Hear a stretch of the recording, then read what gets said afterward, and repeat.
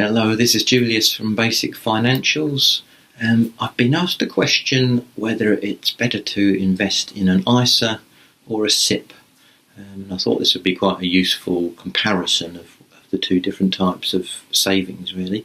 Now, the first thing to understand is that a SIPP is a pension scheme.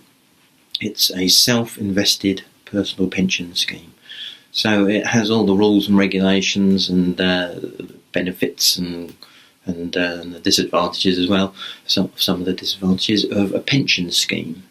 Whereas an ISA, an individual savings account, is more like, it's not a pension scheme, it's pure savings. Now that could still be in the form of stocks and shares, or it could be cash, but it's not a pension scheme.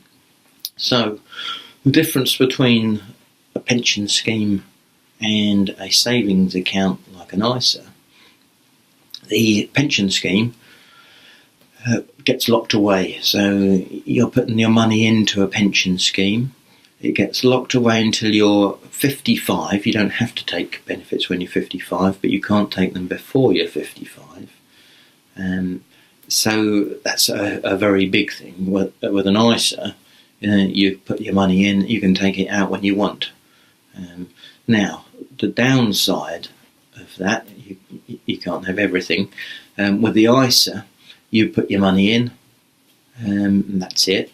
With the pension scheme, you put your money in, but the government will also add some money. That's tax relief.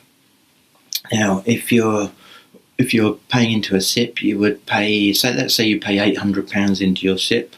That's your contribution. Now that's treated as net basic rate tax. So the government will add £200 in. So effectively, you'll get 100,000. That would be nice, wouldn't it? You get £1,000 into your pension scheme, of which you've put in 800 and the government have put 200. That's the 20% tax relief. So it's £1,000 times 20% is the 200. So you put in 800, government put 200 in, you've got £1,000 in.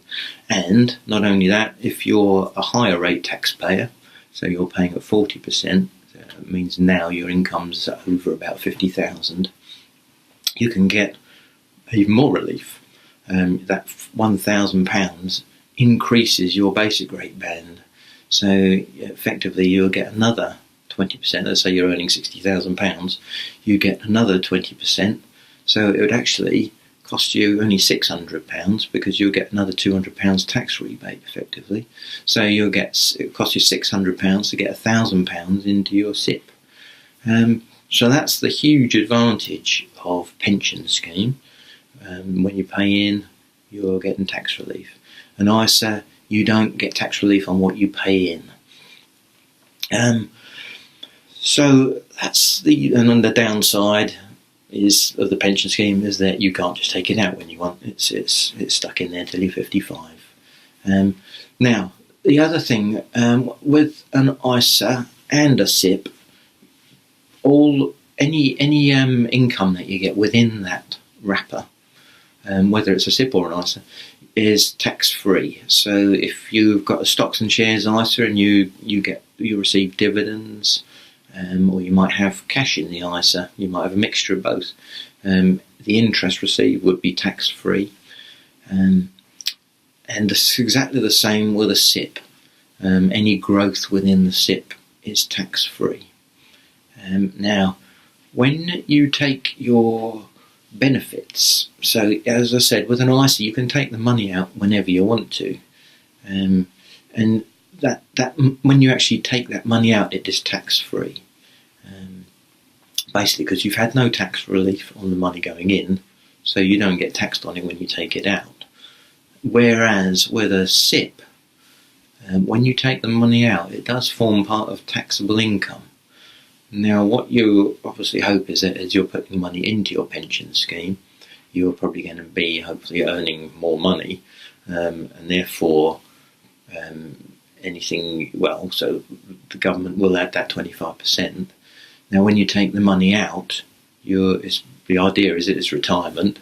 Maybe you're not getting as much income, and therefore you hopefully your personal allowance will be used against that income, so it wouldn't be taxed, and also maybe you'd be receiving income at a lower tax rate. So rather than paying a higher rate, you would be getting your income at a lower rate. So the idea is that when you take your benefits out, you're paying tax on it at a lower rate, maybe 0, maybe 20%, rather than when you're putting money in, you're getting tax relief at hopefully 40% if your income's that high. So there are a few differences. Now, the other thing is, what can you do with your money? Now, a self-invested personal pension scheme, a SIPP, is similar to any other type of personal pension scheme, except it's self-invested. So you can do more. You have more flexibility with what you do with it. You could, say, put money into your SIPP, a cash lump sum. You might decide it. You choose what you invest if you want to. Anyway, you can still appoint people to manage the scheme for you and do various managed investments. Obviously, they charge a percentage, but you could decide, well, I want to buy a commercial property. You can't buy residential property, but you can buy a commercial property. So you can do quite a bit more with a SIPP than you would be able to with a normal pension scheme, a normal personal pension scheme. So if you're interested in deciding the things you want to invest in yourself, then a SIPP is probably a good idea, because you have a little bit more flexibility. Now, with an ISA, when you put the money in, it could be a stocks and shares ISA, but you're probably going to be, you can't just go and buy a commercial property within an ISA. You might be able to invest in a fund that invests in commercial property, but you're more likely to be doing it through a fund. You can still go ahead and buy different types of shares, but you are more likely to have a wider variety of shares that you can buy in a SIPP than you might be able to in an ISA. You can hold cash in either a SIPP or an ISA. It doesn't matter. It's the same, really. I think that probably will give a bit of an idea of the difference between an ISA and a SIPP. So the main thing is, a SIPP is a pension scheme, and ISA isn't. So you can take the money out whenever you want of an ISA, but you've got to wait, it gets locked in a SIPP. And the difference in tax relief, from putting money into a SIPP, you get tax relief. Putting money into an ISA, you don't get tax relief. But the benefits, everything grows tax-free inside both of them. When you take the money out of an ISA, you don't pay tax on the money you take out because you didn't get tax relief going in. On a SIPP, you pay tax if your income's over the thresholds, because you got tax relief going in. I think that's probably it. I hope that helps. Any questions, just put them in the comments below. If you've got any suggestions, if you like and subscribe as usual. And thanks for listening.